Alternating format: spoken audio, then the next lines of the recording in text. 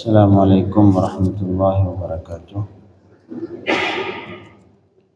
A'udzu billahi minasyaitonir rajim. Bismillahirrahmanirrahim. Alhamdulillahi rabbil alamin. Wassallallahu ala sayyidina Muhammadin wa alihi wa sahbihi ajma'in. Allahumma rabbi shrah li sadri wa yassir li amri wahlul 'uqdatam min lisani yafqahu qawli. Allahumma rabbi zidna ilman warzuqna fahma. اللهم علمنا ما ينفعنا وانفعنا بما علمتنا اللهم فقهنا في الدين وعلمنا التأويل وافتح علينا فتوح العارفين. Jemaah subuh dirahmati Allah, selanjutkan pembacaan kitab tafsir Jalalain karangan Imam Jalaluddin Al-Mahalli dan Imam Jalaluddin As-Suyuti rahimahullah, wa nafa'ana bihi wa bihima bi'ulumihima fid dharain amin. Ini kita sampai sudah di penghujung surah Al-Baqarah.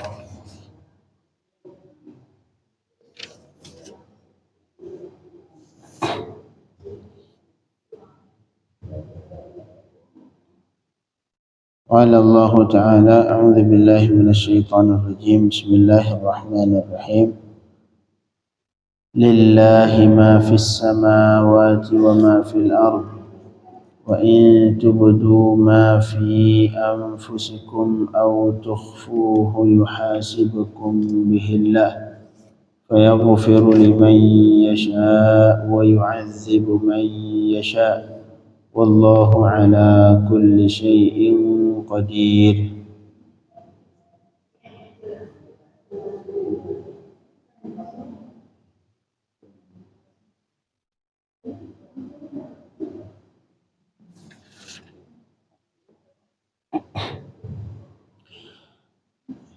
Di ayat sebelumnya Allah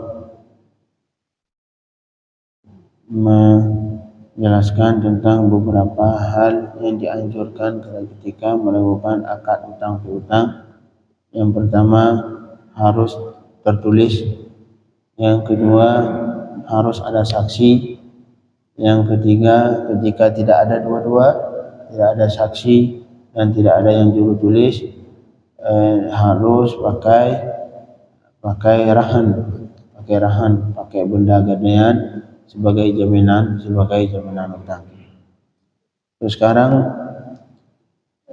selesai sudah masalah utang piutang. Qala Allah Ta'ala, lillahi ma fis samawati wa ma fil ardh. Ini keyakinan yang wajib kita akui, dan bukan sekedar keyakinan yang wajib kita yakini, tapi wajib diingat, wajib dirasakan. Karena kadang-kadang banyak kita meyakini kebenaran tapi tidak pernah merasakan. Seperti halnya tidak ada satupun dari kita yang tidak meyakini tentang adanya kematian, bahwa kita bakal meninggal. Semua yakin bakal meninggal, tapi jarang dari kita yang merasakan bahwa kita akan meninggal. Nah, ini yang jadi permasalahan, bukan keyakinan, tapi juga harus merasakan dan menghayati bahwa kita akan mengalami kematian. Ini yang sulit dirasakan. Makanya kadang orang balap motor. Padahal kalau kita tanya, enggak takut mati? Saya takut mati, tapi tidak pernah merasakan bahwa dia itu akan mati, sehingga kelakuannya dalam sehari-hari seperti tidak pernah takut kepada kematian. Kalau kita lihat kehidupan sehari-hari, tidak pernah, kalau kehidupannya, kelakuannya tidak, seolah-olah dia itu tidak pernah merasakan, tidak pernah meyakini bahwa dia akan mati. Padahal kalau kita tanya, kamu yakin bakal meninggal? Yakin. Semua, enggak ada satupun dari kita, baik muslim dan kafir, yang tidak meyakini tentang adanya kematian. Semua yakin tentang ada meninggal. Cuman kelakuannya kenapa seperti orang tidak meyakini adanya kematian? Penyebabnya satu doang, karena tidak pernah merasakan. Karena ia yakin tapi tidak pernah menghayati, tidak pernah merasakan bahwa ia akan meninggal. Maka di sini butuh yang namanya, dalam Islam itu dianjurkan yang namanya tafakkur, duduk sendiri, tafakkur, mengingat saya nanti bakal kemana, saya bakal diapakan sama Allah. Nah, di sini baru baru keyakinan tadi bakal berfungsi, memberi efek terhadap semua kelakuan yang kita lakukan. Jadi kalau Allah Ta'ala lillahi ma fis samawati wa ma fil ardh, bagi Allah, milik Allah semua yang ada di langit dan yang ada di bumi. Samawat kalau kata ulama dibentuk jamak, bentuknya jamak samawat, mufradnya kalau satunya samaun, kalau banyak samawat. Karena kata ulama disebutkan bahwa langit itu 7 lapis langit terdiri dari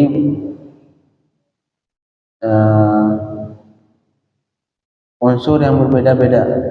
Ada yang langit terbuat dari emas, ada lapisan langit terbuat dari perak, ada lapisan langit terbuat dari tembaga. Silakan kalau pengen kaya naik langit, ambil itu emas. Sedangkan bumi, walaupun juga 7 lapis, bumi juga 7 lapis, tapi dalam Quran disebutkan wal ard, bumi dalam bentuk mufrad satu. Ini kata ulama disebabkan karena al ard ini bumi walaupun 7 lapis, tapi unsurnya sama, tak jauh berbeda, semuanya tanah, nggak ada beda. Misalkan lapis pertama emas saja, lapis kedua perak saja, lapis ketiga tembaga doang, enggak. Jadi kecampur. Kalau bumi itu walaupun 7 lapis, tapi benda campuran. Beda halnya langit. Kalau langit tidak seperti itu, maka di sini Allah kedilan langit memakai lafaz yang berbentuknya jamak. Sedangkan ketika bumi memakai bentuk yang mufrad ataupun satu tunggal. Lillahi ma fis samawati wa ma fil ard. Milik Allah itu apa saja yang ada di langit dan apa saja yang ada di bumi. Inilah seharusnya yang harus kita yakini, yang harus kita rasakan, yang harus kita tadaburi, yang semuanya kita harus rasakan bahwa semua milik Allah Subhanahu wa taala. Termasuk kita milik Allah. Ini fungsi apa? Yang kalau misalkan kita terus merasakan, menghayati, mentadaburi ini ayat, keyakinan ini bakal membuat seseorang hidup dunia ini terasa nyaman dan aman. Tidak pernah merasa takut, tidak pernah merasa gundah. Kalau terjadi apa, ya khair. Lillahi ma fis samawati wal ardh, semua milik Allah. Lillahi ma a'ta wa lillahi ma akhadh. Milik Allah apa yang Allah berikan buat kita, dan milik Allah juga apa yang Allah ambil kembali. Allah ambil milik beliau, kita cuma dititip. Kapan saja beliau ingin mengambilnya, beliau itu hak beliau, dan kapan saja beliau ingin memberikan, itu hak beliau. Itu hak beliau. Allahumma la mani'a lima a'taita wa la mu'tiya lima mana'ta wa la radda. Kata Allah tadi yang kita sering kita baca habis salat, Allahumma la mani'a lima a'taita. Ya Allah, tidak ada satu pun makhluk yang bisa mencegah apapun yang engkau ingin beri. La mani'a lima a'taita. Ketika Allah ingin memberikan, satu pun makhluk di dunia ini tidak akan bisa menghalangi. La mani'a, tidak ada seorang pun yang bisa menghalangi. La mani'a lima a'taita, bagi apa saja yang engkau ingin berikan. Wa la mu'tiya lima mana'ta, dan tidak ada satu pun orang yang bisa memberi bagi apa-apa saja yang engkau tidak ingin, yang engkau cegah ataupun yang engkau cegah. Kalau yang sudah Allah mengatakan tidak, apapun kalau sedunia manusia berkumpul ingin melakukan, ingin memberi untuk kita, enggak ada satupun yang bisa memberi jika Allah tidak berkeinginan untuk memberi. Inilah keyakinan yang harus kita ulang terus selesai salat. Selesai salat disunnahkan itu wirid. Salah satu zikir yang disunnahkan selesai salat, yang zikir bersumber dari Rasulullah sallallahu alaihi wasallam. Ini zikir yang diwadhabah ataupun yang istiqamah dibaca oleh Rasul setiap selesai salat. Allahumma la mani'a lima a'taita wa la mu'tiya lima mana'ta wa la radda ila akhirnya. Ini artinya bagus, dan kita yakini kalau bisa kita pahami maknanya dan kita hayati ketika membacanya, kita rasakan supaya hati kita luluh, sehingga kalau terjadi apa-apa, udah ini milik Allah. Ketika misalkan kita berkeinginan sesuatu dan kemudian tidak kita dapatkan, ya sudah, ini milik Allah, milik Allah. Dan juga kalau misalkan kita ingin ya, ingin mendapatkan sesuatu dan ada kawan lain berusaha untuk menghalangi, sudah yakin ya, kalau kita ada keinginan sesuatu, kebutuhan, butuh uang 1 juta, dan semua orang yang iri, yang membenci kepada kita berusaha ingin menjatuhkan supaya kita jatuh. Kita lagi di atas, semua orang sekeliling kita tahu ini orang pengen jatuhin saya, ini orang pengen jatuhin saya, ini orang pengen jatuhin, semua pengen menjatuhkan kita, pengen merusak nama baik kita misalkan. Ya, ingat aja, kembali ke sini. Wala mani'a, Allahumma la mani'a lima a'taita. Kalau Allah ingin memberikan sesuatu kepada kita, baik itu berbentuk harta, berbentuk penghormatan, ataupun apa saja, ya, fala mani'a lima a'taita. Tidak ada satupun manusia di dunia ini, walaupun mereka berkumpul semua, untuk menghalangi apapun yang ingin diberikan oleh Allah Subhanahu wa ta'ala. Ini lillahi ma fis samawati wa ma fil ard.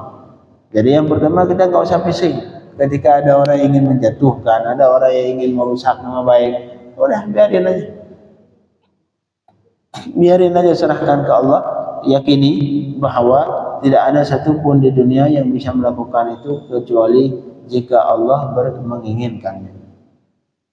Masya Allahu kana wa ma lam yasha' lam yakun. Apa saja yang Allah inginkan, kana, pasti terjadi. Wa ma lam yasha' lam yakun. Dan apa saja yang Allah tidak kehendaki, lam yakun, pasti tidak mungkin terjadi.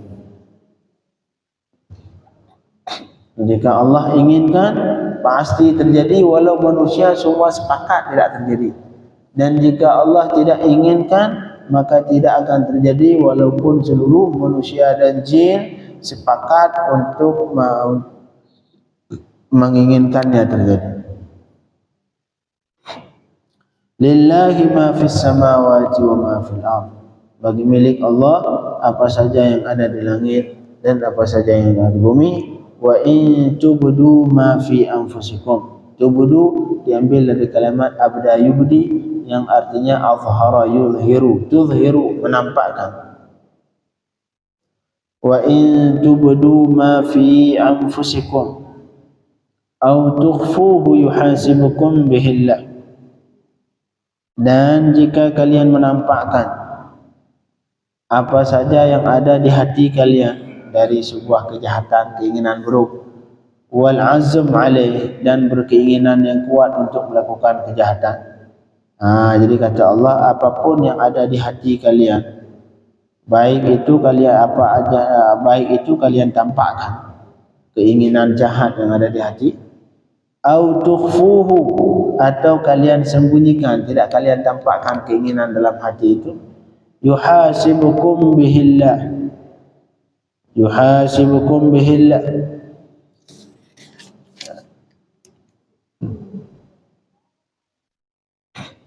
Allah akan menghisap akan kalian dengan akan dihisap akan kalian dengan yang ada di hati tadi oleh Allah.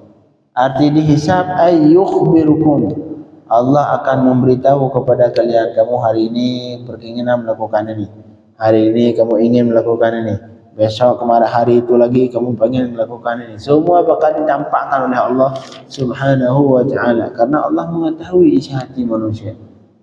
Tapi nanti ayat ini, mafhum ayat ini dinasakh dengan ayat setelahnya, ayat di ujung.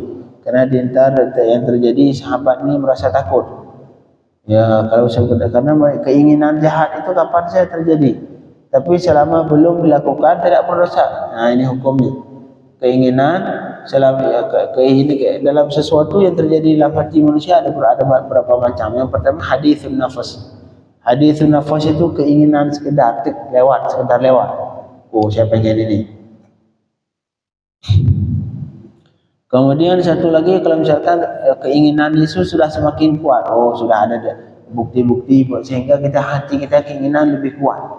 Itu namanya baru niat ataupun azam.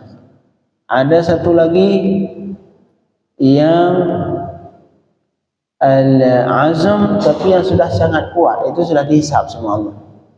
Sehingga disebutkan dalam hadis al-qatil wal maqtul finnar.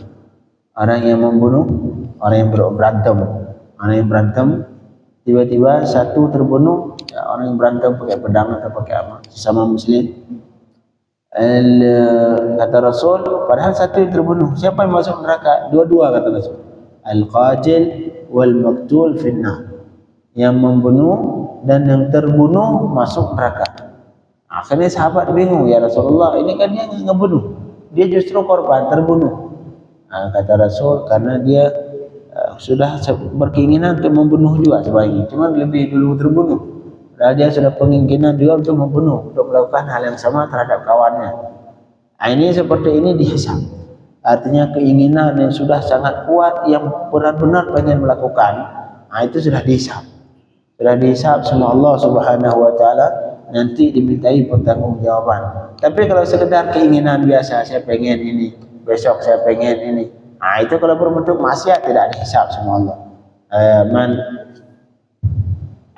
Seperti disebutkan dalam sebagian hadis, man hamma bi sayyi'atin falam ya'malha falam yaktubha. Apa seseorang berkeinginan melakukan kejahatan tapi kemudian tidak mengamalkan, maka itu tidak ditulis baginya. Beda halnya amalan baik. Amalan baik kalau sudah kita inginkan dan kemudian kita uzur tidak sanggup melakukan, tadi pahalanya dapat.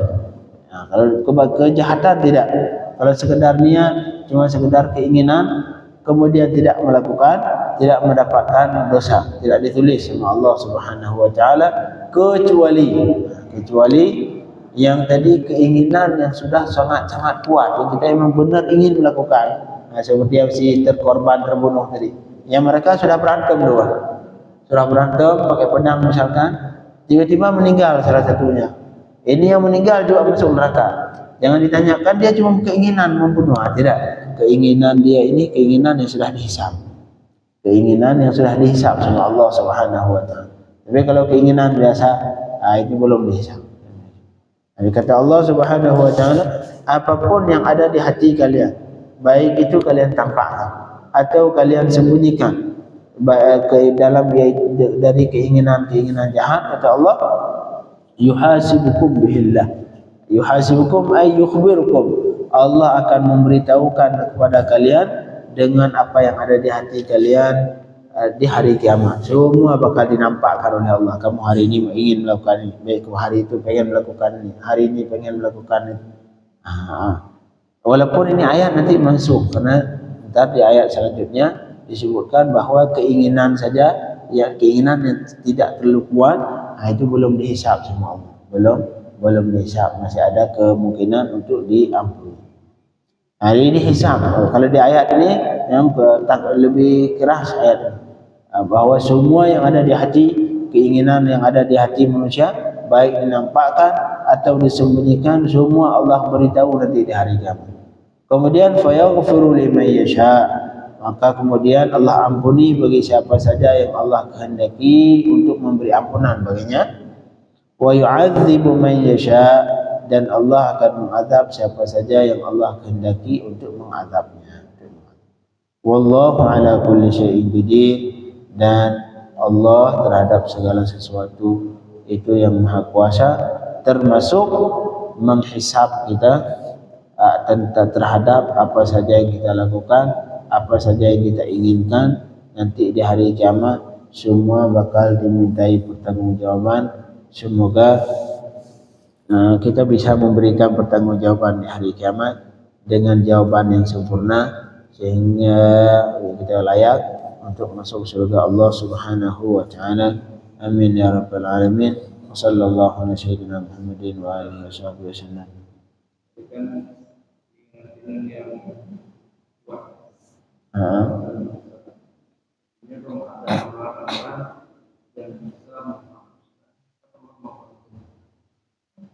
Gimana? Dari Ustaz bilang ada ingin buat yang nanti itu akan bisa. Iya. Tentunya kan ada juga amalan yang bisa menghapuskan ya, taubat. Apa? Kan itu kan pasti akan muncul di kita ya. Iya. Kalau mau kita laksanakan atau tidak laksanakan, kita bisa jadi mendadak. Tapi kan kita kan orang itu kan ada amalan-amalan yang bisa kita amalkan untuk menghapuskan keinginan yang tadi itu. Iya, benar. Amalan itu yang harus kita sampaikan supaya keinginan tadi itu kita tidak bisa. Memang semua keinginan yang sekedar lewat itu namanya bahasa Arab khatir. Khatir itu keinginan yang timbul tiba-tiba. Oh, saya pengen ini. Tiba-tiba. Itu biasanya keinginan itulah syaitan. Tugas syaitan untuk menampakkan keinginan yang jahat. Kita lagi duduk, tiba-tiba ada aja keinginan. Itulah biasanya dibisikkan syaitan seperti itu. Dibisikkan, dia ngebisikin kita supaya sehingga kita menginginkan, timbul keinginan untuk melakukan sebuah kejahatan. Solusinya kata ulama, solusi satu doang. Ketika cepat timbul langsung amanna bisyariah, a'udzubillahi minasyaitonir rajim. Biasa itu selesai. Jadi ketika lagi duduk, misalkan lagi tidur, tiba-tiba timbul keinginan yang jahat, keinginan yang timbul tiba-tiba, solusi a'udzubillahi minasyaitonir rajim. Langsung berta'awudz. Ini biasanya menghilangkan. Karena syaitan disebutkan dia akan lari ketika zikir. Beda halnya kalau orang jauh berzikir Allah, tak pernah berzikir. Kalau salatnya jarang, kemudian jamaah apalagi, kemudian zikir dia enggak pernah, subhanallah enggak pernah, la ilaha illallah enggak pernah, wa may ya'shu 'an dzikrir rahman nuqayyid lahu syaitan fa huwa lahu qarin. Diberikan syaitan yang qarin sama Allah.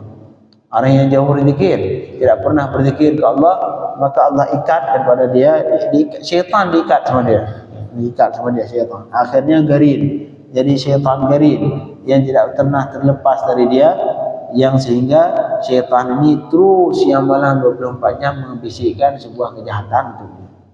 Solusi berzikir ke Allah Subhanahu wa taala. Berzikir ke Allah sebanyak mungkin. La ilaha illallah, subhanallah, bersalawat kepada Rasulullah sallallahu alaihi wasallam. Ini salawat apa lagi? Salawat salah satu zikir yang paling utama di sisi Allah Subhanahu wa taala. Salawat zikir. Salawat zikir. Karena dalam salawat itu mengandung dua hal. Beda halnya kalau subhanallah, itu cuma kita memuji Allah.